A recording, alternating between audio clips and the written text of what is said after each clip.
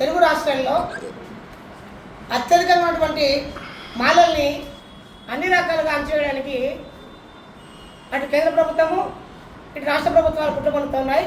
అందులో భాగంగానే and scientific data అశాస్త్రీయమైనటువంటి జనాభా లెక్క తీసుకొచ్చి ఏకసభ కమిషన్ ముందు పెట్టి బీజేపీ ఏం చెప్తుందో, మందకృష్ణ ఏం చెప్తున్నాడో, లేకపోతే కిషన్ రెడ్డి ఏం చెప్తున్నాడో అవి మాత్రమే పరిగణలో తీసుకొని ఇలా ఏబిసి అని 3 గ్రూపులు తీయడం జరిగింది.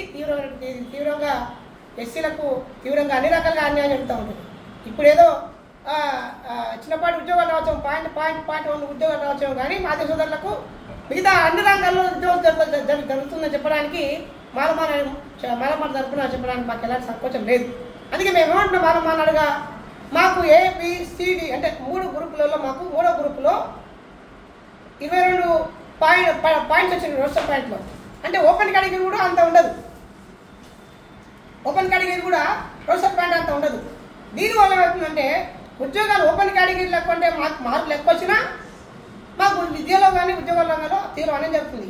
కాబట్టి మాకు ఇచ్చేటువంటి 5% రిజర్వేషన్స్తో కలిపి ఇంకో 5% రిజర్వేషన్ కలిపి దాంతో 10% రిజర్వేషన్ ఇవ్వండి మాల కాడికి. అంటే 3వ గ్రూప్ ఏదైతే ఉందో దాంట్లో ఉన్నటువంటి కులాలన్నిటికీ దాంట్లో 26 కులాలు ఉన్నాయి. 26 కులాలకు మాకు 10% ప్రత్యేక రిజర్వేషన్స్ ఇవ్వండి, 10% రిజర్వేషన్స్. ఒకవేళ అది కాదనుకుంటే ఎకనామికల్ వెల్ఫేర్ సెక్షన్స్లో మాకు మమ్మల్ని దాంట్లో పెట్టండి 26 కులాలను. ఈ పంచాయతీ పోతుంది మాకు, ఈ అంటరాంతరం పోతుంది మాకు. మేము మిగతా కులాలకు మేము బ్రహ్మాండంగా మేము ఎదిగే అవకాశం ఉంటుంది. అంతే తప్ప ఏదో చాటు తవుడు పోసి కుక్కలు పంటలు పెట్టినట్టుగా ఉంది వర్గీకరణ విధానం. కాబట్టి దీన్ని తీవ్రంగా వ్యతిరేకంగా చేస్తూ ఉన్నాం. ఇస్తే మాకు 10% సపరేట్ ఇవ్వండి. ఇవాళ అసెంబ్లీ తీర్మానం చేసింది, వేరే కూడా మంచి నిర్ణయం తీసుకున్నది. ఏంది రిజర్వేషన్ కూడా పరిమితిని పెంచింది. ఇంతకుముందు గతంలో 50 ఉండే, అది దాన్ని తొలగించేసింది. ఎంతైనా పెంచుకోవచ్చు అని చెప్పింది. ఏసి మంచిదే, మాకు కూడా మేము అడుగుతున్నాం, పెంచింది కాబట్టి మాకు కూడా పెంచండి. మేము ఎంత అడుగుతున్నాము? మేము మైనార్టీలకన్నా తక్కువ ఉన్నామా? తెలంగాణలో మైనార్టీలకు 4% ఇచ్చినప్పుడు మరి మాలకు 3% పెట్టిస్తారు మీరు. దానికి మాకు రోస్టర్ పాయింట్ మాట్లాడుతుంది, మాకు రోస్టర్ పాయింట్. కాబట్టి మేము అంటున్నామంటే ఇస్తే మాకు 10% రిజర్వేషన్ ఇవ్వండి, లేదా ఎకనామిక్ రిజర్వేషన్ మమ్మల్ని కలవండి. ఈ రెండు మేము అడుగుతూ ఉన్నాం. దీనికి అనేక కారణాలు కూడా ఉన్నాయి. అనేక రాజకీయ నాయకులు, నా పార్టీ ప్రముఖ నాయకులు మాట్లాడుతూ ఉన్నారు. అంబేద్కర్ మాలో చెప్పి బాబాలో చెప్పిండ్రు, అంబేద్కర్ కన్నా అడ్వాన్స్ ఉన్నారు మాలో చెప్పి ఇప్పుడు రేవంత్ రెడ్డి చెప్పిండు.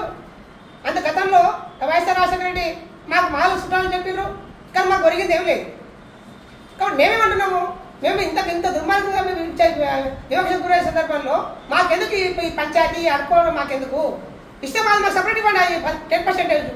అది అట్లా కాని పక్షంలో మాకు ఎకనామిక్ కలపండి, పంచాయతీ పోతుంది. ఇక మీకు మాకు పంచాయతీ పోతుంది, వాళ్ళకి మిగతా ఉంటుంది కదా 12% వాళ్ళకు ఉండండి, మాకు సపరేట్ ఇవ్వండి. అయితే ఈ విషయంలో బట్టి విక్రమార్క మాట్లాడు, మిగతా ఆయనతో పాటు 9 మందికి వచ్చారు కదా మాల ఎమ్మెల్యే ఒక్కడు మాట్లాడు. కొంచెం జనాభా లెక్క తక్కువ కూడా మాట్లాడరా మీకు? ఇదే పోయే కాలం. ఒక ఆయన శివగజన పెట్టాడు, మంత్రి పదవి తీసుకుపోయాడు. మళ్ళీ ఉస్మానియా క్యాంపస్లో మళ్ళీ మీటింగ్ పెట్టారు. మా దేని కోసం పెట్టినంటే మా ఓటు పత్రం కావాలి మీకు కాంగ్రెస్ వాళ్ళు. మా బాధలు మీకు అవసరం లేదా? మాలల బాధలు మీకు అవసరం లేదా? రేపు ఎన్నికల్లో వస్తే మాల ఎమ్మెల్యేలను చెప్పేసుకొని కొట్టాలని చెప్తున్నాను. దీంట్లో ఏమి ఇబ్బంది లేదు. మన కేసు పెట్టుకున్నాడు అని క్యారెక్టర్ చెప్పు తీసుకొని కొట్టి తప్ప చెప్పుకున్నారు. మాల ఎమ్మెల్యేలకు కానీ ఎంపీలకు కానీ ఎమ్మెల్సీలకు కానీ ప్రతిపక్షంలో పెట్టిన మాలకు కానీ వీళ్ళు మాట్లాడుతూ వాళ్ళలోనే పడిపోయింది, వాళ్ళని మాట్లాడలేదు కదా. అంటే మారాలంటే మీకు అంత సులుకైపోయినారు. ఇటు ప్రతిపక్షం మాట్లాడు, అది అధికార పక్షాన్ని మాట్లాడు. ఇక చచ్చిపోయినటువంటి కాంగ్రెస్ పనిచేసినటువంటి మాలల్ని మీరు చంపేస్తా ఉన్నారు అంటకాలుగా. ఒక్కడన్నా మాట్లాడా?